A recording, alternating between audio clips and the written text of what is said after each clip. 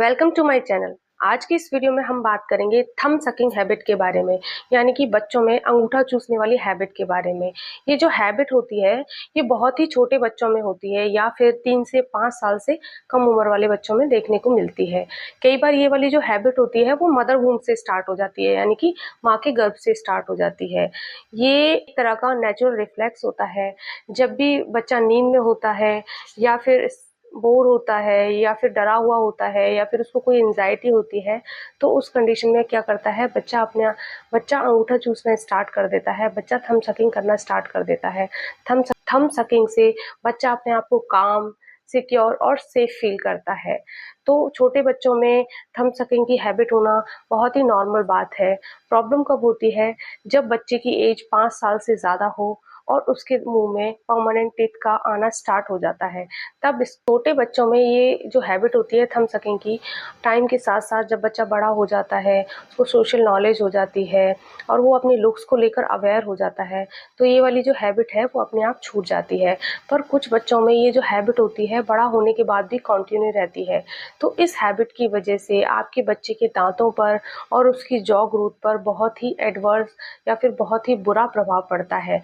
इसकी वजह से आपके जो बच्चे के दांत हैं वो आपको आगे की तरफ निकले हुए दिखाई देंगे। जो अंगूठा होता है वो एक तरह से ऑर्थोडोंटिक अप्लायंस की तरह काम करता है। ये क्या करता है, आपके जो आगे वाले जो दांत होते हैं उन पर प्रेशर लगाता है और वो आगे की तरफ निकले हुए दिखाई देते हैं। दूसरी जो चीज़ होती है वो होती है नैरो अपर आर्च, यानी कि जो ऊपर वाली जो आर्च होती है, ऊपर वाला जो जॉ होता है वो नैरो हो जाता है और उसमें आगे चलकर टीथ की क्राउडिंग हो जाती है। तीसरी जो चीज़ होती है वो होती है ओपन बाइट। जब भी मुंह बंद करते हैं तो आगे वाले ऊपर और नीचे के दांत आपस में टच नहीं होते हैं, उनमें स्पेस दिखाई देता है। चौथी जो चीज होती है वो होती है आपके बच्चे को च्यूइंग में दिक्कत आएगी, बाइट में दिक्कत आएगी, उसको स्पीच में दिक्कत आएगी। कुछ ऐसे वर्ड्स या फिर कुछ ऐसे साउंड्स होते हैं जिनको बच्चा अच्छे से प्रोनाउंस नहीं कर पाता है। पांचवी जो चीज होती है वो होती है बच्चे का जो थंब होता है उसमें इन्फेक्शन हो जाता है, या फिर आपने देखा होगा जो बच्चे अंगूठा चूसते हैं उनका जो थंब होता है वो आपको गला हुआ सा दिखाई देता है। तो अगर आपके बच्चे की एज 5 साल से ज़्यादा है और उसमें ये जो हैबिट है थंब सकिंग की बहुत ही ज़्यादा फ्रिक्वेंट है, यानी कि बच्चा हर टाइम, सोते टाइम, जागते टाइम, हर टाइम अंगूठा चूसता है, तो आपको ध्यान देने की ज़रूरत है। आपको आपके पीडियाट्रिक डेंटिस्ट से मिलना चाहिए और उसके अकॉर्डिंग जो भी ट्रीटमेंट है वो प्लान करना चाहिए। जो जो डॉक्टर होते हैं आपके, वो आपके बच्चे की काउंसलिंग करते हैं और आपके बच्चे की जॉ की ग्रोथ को मॉनिटर करते हैं और साथ ही साथ कुछ हैबिट ब्रेकर अप्लायंसेस भी दिए जाते हैं, जैसे कि थंब गार्ड हो गया या फिर कोई बिटर नेल सॉल्यूशन। इस तरह के ट्रीटमेंट जो है बच्चे को दिए जाते हैं।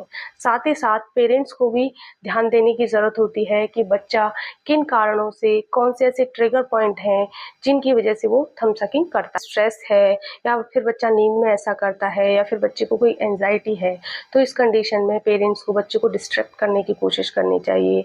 उसके कोई मनपसंद का टॉय उसको दें, कोई ऐसा ऑब्जेक्ट उसको दें जिससे कि वो उसमें बिजी हो जाए। जो ये कंडीशन होती है थंब सकिंग की, ये एक इमोशनल कंडीशन होती है, तो उसमें पनिशमेंट या फिर डांटने से कोई सॉल्यूशन नहीं निकलता है। आपको अपने बच्चे को प्यार से समझाना चाहिए।